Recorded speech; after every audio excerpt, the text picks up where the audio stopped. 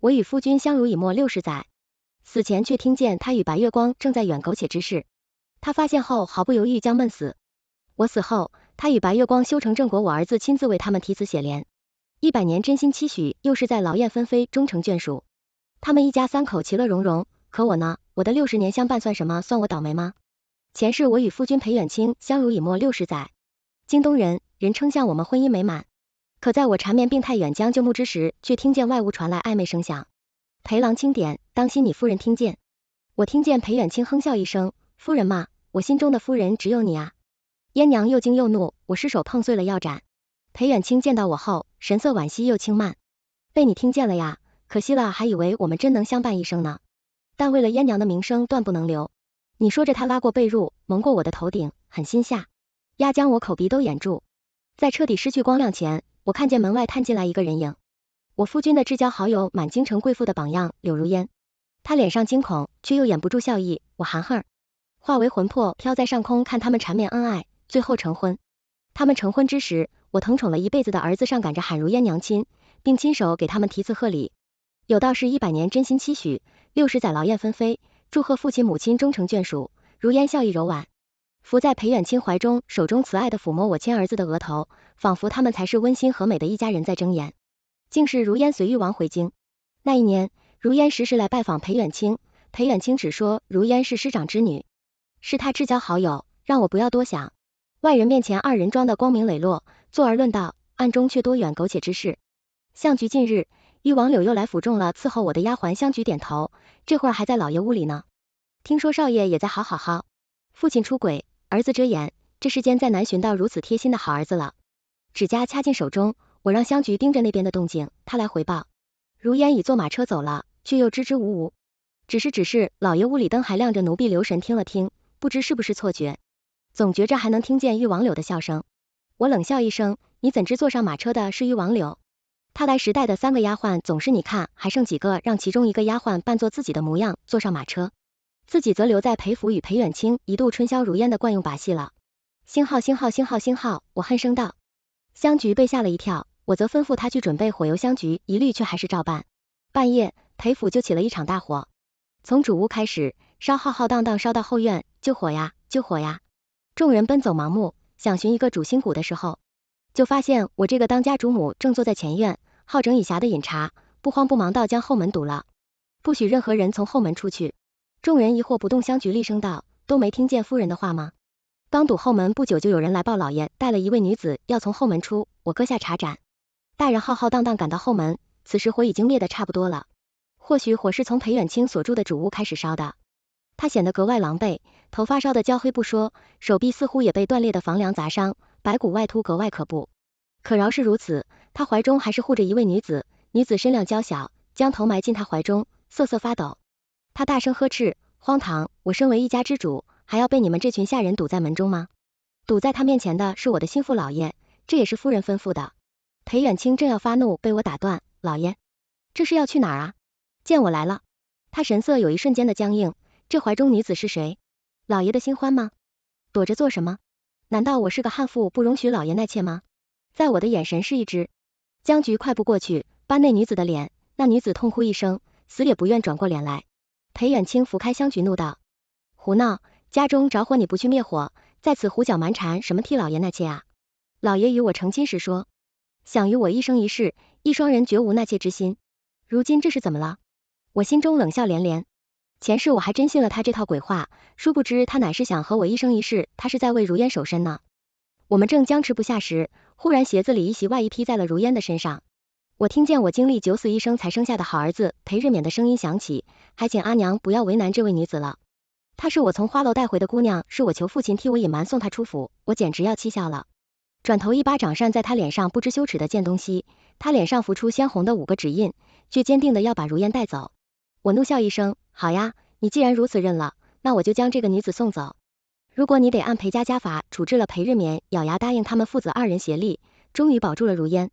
只是裴日冕按裴家家法厮混青楼，这30丈，怎么够如此英雄60丈吧？我坐在院中看着仆人远行，只将他打得血肉模糊，几乎快断气。裴日冕痛得受不住，喊我娘亲。无双眼一闭，嘴唇颤抖，别喊我，我没你这么个儿子。那夜以后，裴家的流言就在满京城流传开了。有人笑裴日冕少年义气，说我太过死板苛刻，也有人赞裴家风清正。但少数几个人察觉出不对，调侃裴日冕是替父受罪呢。只是最后一种声音很快就被人按住，销声匿迹。而关于失火一事，裴远清自己心虚，不敢多查，只能匆匆接过他。父子二人为了如烟受了轻重不一的伤，只能在府中静养。如烟倒是差人来送了几次伤药，但本人再也没出现过。乡局打探到消息，听闻誉王柳也受了伤，打听到医师那边的消息，似乎是烧伤如烟，身份尊贵，本是襄府独女，又嫁给了金尊玉贵的誉王。若是身体有碍，定然是便请名医小心医治。只是这次却不知为何躲躲藏藏，生怕被人发现似的。我冷笑不语，只是暗中派人给誉王送了一份治烧伤的药。没多久，誉王府传出了夫妻不睦的消息，任如烟再如何巧舌如簧，也很难说得清为何赔付。前脚刚失火，他后脚身上就出现了烧伤痕迹。誉王在疼宠，他在这种事情上也不可能轻轻接过。不久后的赏花宴上，再见到如烟，他面色苍白，脚下虚浮，看人的眼神躲躲闪闪，尤其是遇见我时，简直像见了鬼一样避之不及。可偏偏他的礼数又是上京贵女中一等一的好，他只能勉强笑着与我问好。我微笑，怎么近日不见网友来寻我夫君？他被我的话吓了一跳，良久才勉强镇定，回到远清身体有碍，我不便上门叨扰，我握住他的手，王柳可千万别见外。您见过夫君一面，比什么灵丹妙药都管用。在我阴阳怪气的话之下，他面色越来越苍白。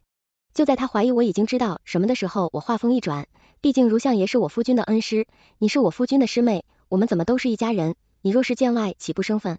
他长舒一口气，放心的与我话家常。回府后，香菊问我，小姐啊，为何不当众揭穿那件女人的嘴脸？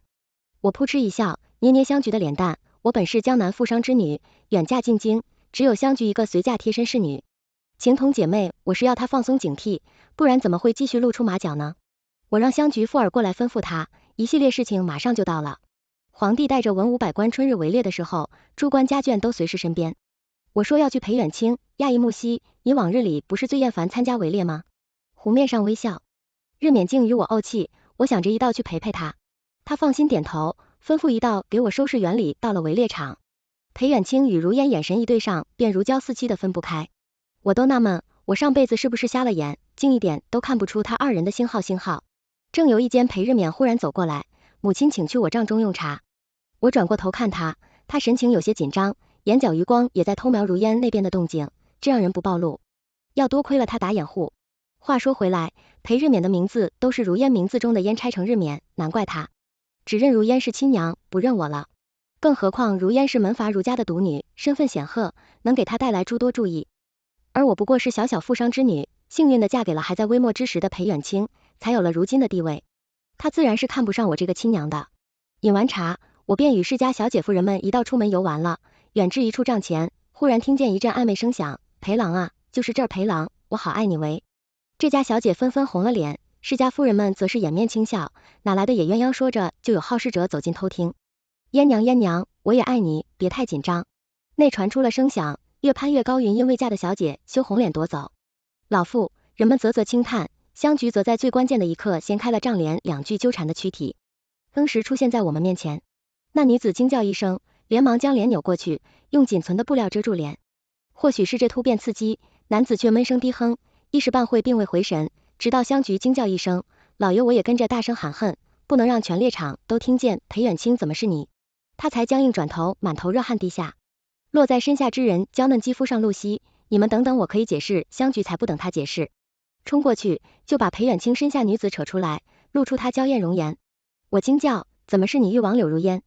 我如此信任你们，你们却说罢，恰到好处的昏死过去。现场登时乱成一团，无人在意的角落，香菊偷偷把房中不起眼的香炉毁去。我再醒来时，围场已经乱成了一团。誉王提剑要杀了誉王柳，裴远清死护在誉王柳如烟身前，受离剑复感耳。他的怒骂响彻云霄，那剑几乎断送了裴远清性命。可惜如香出面稳住了局面，没有让事情再度恶化下去。我作为受害者，只能在贵妇小姐们面前呜呜的哭累了，不许裴远清进门，他人便跪在门口求我原谅。香菊先连将茶水泼到裴远清身上，冷脸又走了进来，怎么样？香菊没好气的哼了一声，我照着他伤口泼的他，最好今天就伤口恶化死掉。我无奈又好笑的摇摇头，我是问你善后做得怎样。香菊这才正如神色，他想我已经毁了，小姐放心，没人瞧见也没人知道，只是小姐怎么知道？他们会在内帐中相会。我低头冷笑不语，自然是前世未魂魄时飘在空中，听他二人浓情蜜意。回忆往昔时得知，怕他们不动情，我还特地添了一把火，提前让香菊准备了迷情香。他们二人小别胜新婚，情动不已，在那简陋帐中就不管不顾远苟且之事，我带着京中贵妇，正好撞见此事，昏死过去。如此一来，哪怕誉王放过他们，全京城的唾沫也能淹死他们二人。裴远清如烟，你们不一直觉得自己情深美好吗？那不如就把你们这段情给满京城的人都看看，让他们来品评一下有多美好。裴远清，在我这跪还不够，还要去如府跪。上次事后誉王一纸休书休了如烟如相，便把他带回了家中。听说他在家中一哭二闹三上吊，日日都喊着不想活了。裴远清为了让他好过些，便去如府跪求如相，将女儿嫁给自己。如相抚着胡须，我当年未把燕儿嫁给你为妻，难道如今把要嫁给你做妾吗？裴远清长跪不起，如相这才松口罢了。若你能银燕儿当平妻，我便依你。于是裴远清又求到我这边来求我松口，让如烟以平妻的身份进门。香菊气的拿扫帚把裴远清打出院子，可他没想到裴日眠也会来求我，他痛心疾首。少爷，你糊涂呀，你这样的远为是在给夫人心口扎刀子啊。他不为所动，长袍一掀跪在地上。我轻笑一声，明儿男儿膝下有黄金呀。裴日眠俯身下拜，目光坚定，跪天跪地跪父母，求母亲让如意进门。我嗤笑，贵母还是贵如家的权势。他身体一僵，由自强称道阿娘。你是我的亲娘，你不能置儿子的将来于不顾啊。我气血上冲，忍不住怒道，大丈夫若是有志气，就该自己拼杀出一条路来。你为了攀附权势，连亲娘都能出卖，枉为人子。他念诺道，可你是我的娘，你理应爱我，祖护我，保我一世无忧。父母之爱子，则为之计深远。丹竭心力中为子才是对的，你不为我好，谈何是个好娘亲？我简直要气笑了。香菊比我更生气。夫人不为你好，夫人生你时九死一生，险些没命。你自幼一时，哪里不是夫人操心你，倒不如摸摸你的良心，是不是被狗啃了才能说出这样没心肝的话？我闭了闭眼。罢了，多说无益，我不会同意如烟进门。若是要求你让裴远清自己来，裴远清前世与我装了一世的和睦夫妻，如今为了如烟，什么脸面都不要了，闯进我房中，坐上主位，横眉冷眼。燕娘一定要进门，你若是非要降，小心你远在江南的父母。香菊刚要发怒吵闹，我却两手拦了下来。我这老爷心细如小姐，只是也要怜我孤苦。不若如此，您将府中掌家之权彻底交与我手，我便松口让他进门，如何？裴远清冷哼一声，早这么识时务不就好了？我恭送他出门。香君满脸不忿，小姐啊，你就这么便宜了这对星号吗？我沉下脸，如今裴远清不过是闭着风口浪尖，不敢动手，否则你以为他会让我们有活路吗？想起上一世被裴远清闷死的情形，我恨得咬牙。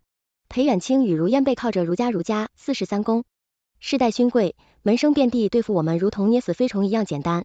香菊又怒又爱，难道就任由他们欺负小姐吗？实在不远，我去和他们拼命。我无奈笑笑罢了，却准备如烟入府一事吧，务必办得风风光光，要让满京城都知道如相千剑二嫁进裴府了。接下来这些日子，我参加京中贵妇的宴会时，总能收获同情的目光。哎，木樨妹子，你也是个可怜人。早些年倒是有传闻说，裴大人与卢小姐曾有过婚约，只是很快裴大人就外调出京了，卢小姐也嫁给了誉王。谁能想到他二人一直有私情呢？不说了，徒惹人伤心。木樨妹子，你若是将来有什么难处，尽管来找我们，我们一定帮你。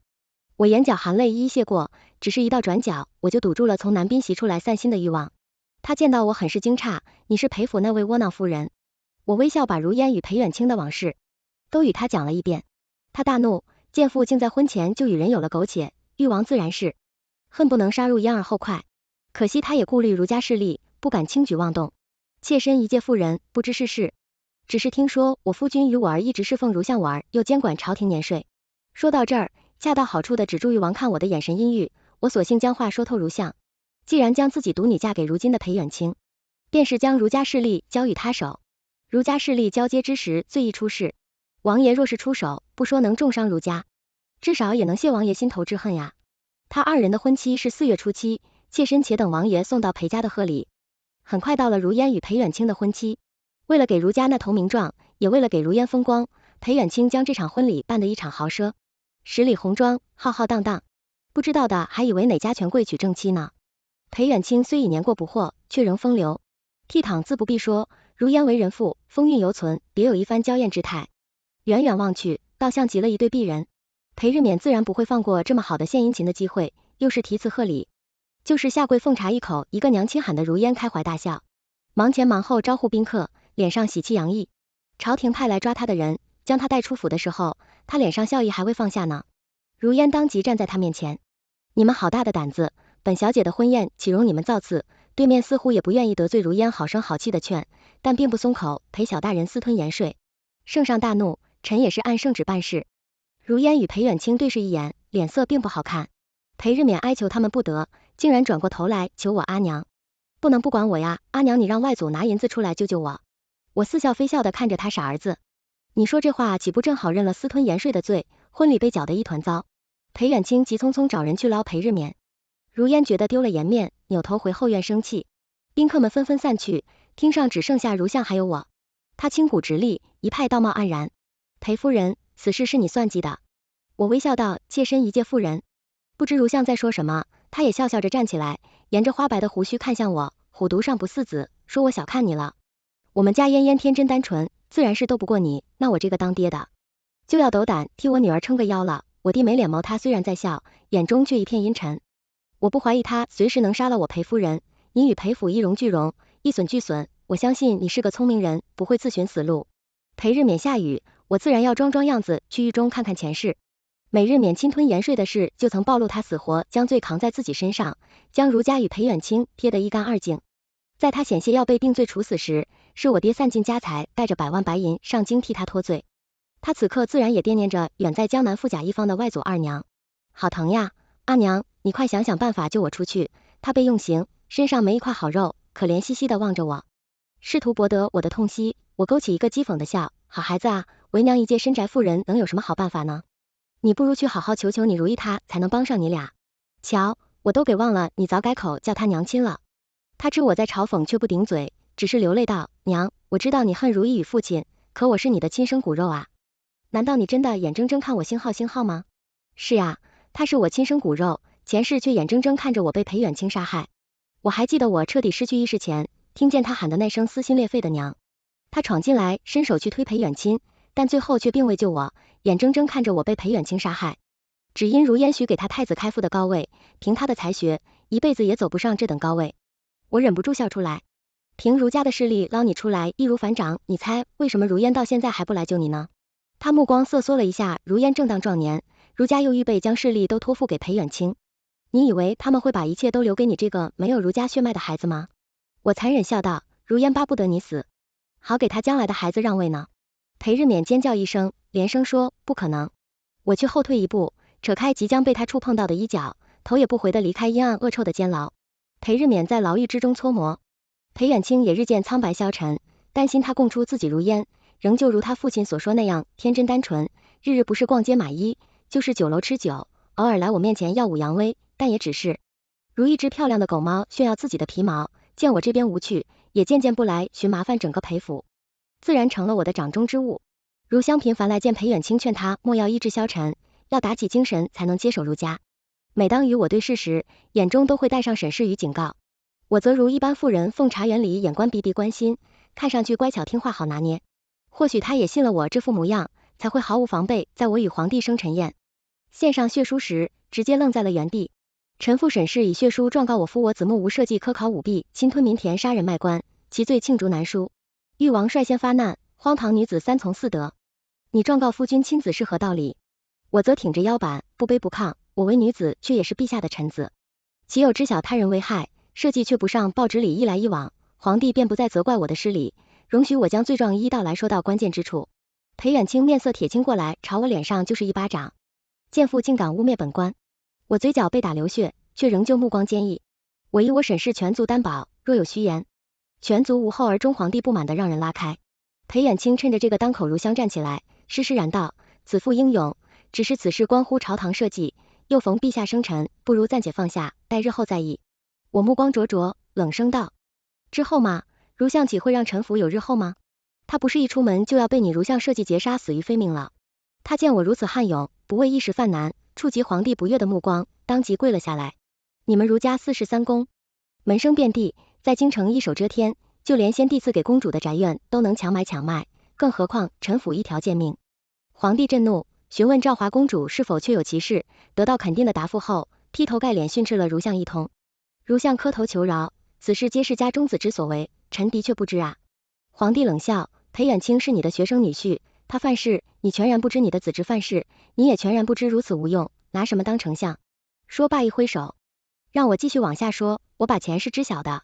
裴远卿与儒家的罪状都说了出来，还呈上我这一事，借裴副管家之权收集来的所有罪证，桩桩件件，几乎把裴远卿钉死了。皇帝大怒，星号星号，亏得众人都在你清正廉洁，谁想到竟是如此卑劣之徒。说着便让人将裴远卿打入大牢，秋后问斩。而对于如下皇帝沉思后还是抬手准备轻轻接过，虽然糊涂，但念你对社稷有功。可他话还没说完，誉王突然冲上前去，抽出袖中匕首，一刀了结了如相性命。老匹夫拿命来血溅了他一身如相，死不瞑目倒下前，眼中含恨的死死盯着我殿中满堂惊叫，命妇大臣四散奔逃。皇帝急忙叫人稳住局面，可誉王却不罢休，他直直追去，还要去杀了如烟。如烟惊叫躲避，誉王满面是血，紧追其后。见父刀刃上还沾着他父亲的鲜血，一时间乱作一团。我默默看着我与誉王做局良久，知道难以彻底拉入乡下马，最好的做法就是在给他定罪之时一刀了结性命，这样儒家势力就算想猫人也只能捞尸体了。越王是皇帝胞弟，不会受到处罚，不过就是罚俸禁足，我自然不会被轻易放过。儒家要求将我处死，罪名是不敬皇权，越级上告。当初同情我的命，父们都替我求情，一时僵持不下，只是儒家如今群龙无首，本来定下的接班人裴远卿如今也在牢里，他们自己跟自己都打出个狗脑子，对付我也只是象征性的，并未下杀手。我也得空去牢里见见我那相伴多年的夫君。裴远卿在阴暗的牢中倚着墙壁而坐，尽管落魄，也自有一份潇洒英俊，也难怪当年不过小小进士就能引得如府千金动心。你来了。裴远卿语气虚浮，东西燕娘她怎么样，自己都落魄成这副模样了，还惦记她的安危，真是深情。我笑着将菜从餐盒中取出，对于王伤到了脸颊没什么大碍，儒家已经将他接回了。他心疼道，燕娘最是爱美，你出去要多多慰问她，别让她想不开。我闻言挑眉，老爷不怪我状告你吗？他则像是想明白了似的，抓住我不菜的手，我知道你是被誉王胁迫他恨极我和燕娘，逼着你害我，当初日冕的事也是如此，背后都是他在捣鬼。我淡笑不语，他则慢慢开始吃饭，吃着吃着流下泪来。这是你还在江南时常做的菜式，我都多少年没吃到了。木樨，还是你待我好。我轻轻拭过他的眼泪，他本是最爱干净的人，谦谦君子足不染尘，如今面上都满是脏污。老阴有没有想过，不是誉王，不是其他人，就是我把你害到这副境地的。我语气温柔，但裴远卿还是浑身一僵。别开玩笑了，木樨，我们多年夫妻情深，你为何害我呢？还有日冕，他是你亲儿子啊，你有何理由害他？我轻笑道，因为我恨毒了你们父子二人，你与如烟私相授受多年苟且，他则是处处替你掩饰，叫我怎么不恨他？恍然大悟，声音发颤，那场大火和春日围猎都是你做的。我微笑点头，他惊得放下筷子，你在这菜里放了什么？我佯装沉思，什么都有一点。星号蒙汗药，让人不举的药。哦，还有令人瘫痪的药都有一些。他连忙去抠自己的喉咙。别走木樨，别走。我不顾他的喊叫，往外走去，挥挥手，10几个大汉出现在牢门口，赏给你们了，小心些，别弄死了。10几个大汉盯着细皮嫩肉的裴远卿，眼冒绿光。夫人心善，这么好的差事，还给我们一大笔金银，我们定当好好伺候。牢房中传出裴远卿的尖叫声，只是久了，或许他也得了意趣，慢慢变得几分不同。香菊很脆，一口便宜他了。回到府中，与香聚过了一段安生日子。皇帝那边趁儒家群龙无首，收回了许多势力，巩固皇权。或许是念我有功，也或许是命妇们和誉王的求情有了作用，最终还是未知我的罪，反而给了一大堆赏赐。儒家元气大伤，见皇帝表态也不敢动我。只是如今裴家抄家，我虽得了赏赐，也没办法继续在京城居住，便与香菊商量回江南老家。走之前，誉王给我来信说只恨没能杀了如烟，我给他回了封信。当夜裴父起了一把大火，把一切烧得干干净净。我再无留恋，带着香菊回到了江南。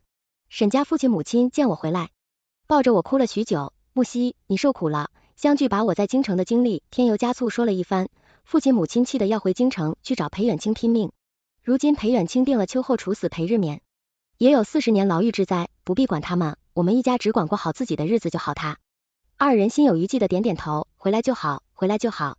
不久，京城传来消息，如燕宴中勾引世家公子被抓，如家正要将他带回家，中远家法却被不知何处闯出来的裴日冕杀害。他口中喊着：“你这星号星号，害我娘亲，害我全家。”远凶之后被如家当场诛杀。香菊向我汇报后默默了很久，少爷他，我则将纸丢进火盆。付之一炬，当初给誉王出的主意不过是构陷如烟，让他被儒家家法处置裴日，免得远动。主持在我意料之外，或许是觉得被如烟蒙骗，心有不甘吧，也或许是誉王的手笔，可这又与我何干呢？香菊犹豫一会儿，又说道：“还有老爷不，那裴远清的消息，我杨没到，他还能逃狱出来了不成？”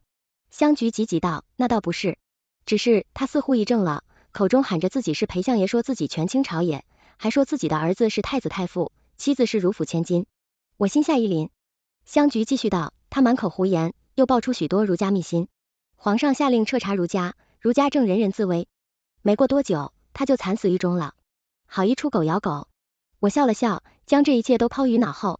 江南盛夏和叶连连小姐出门采菱角吗？